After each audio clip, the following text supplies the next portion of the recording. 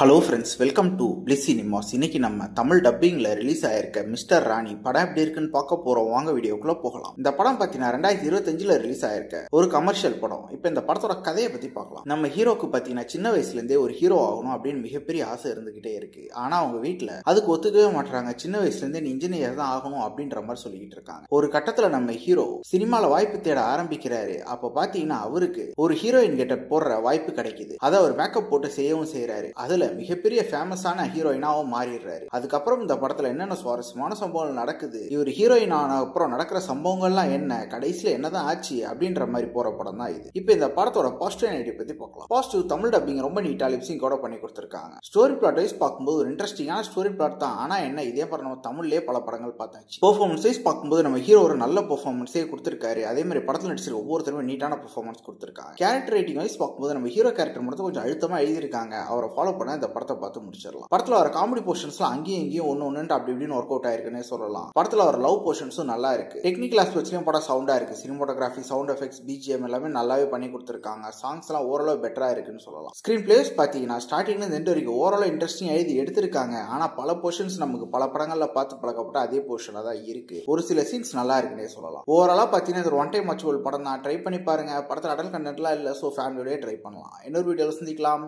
Thank you.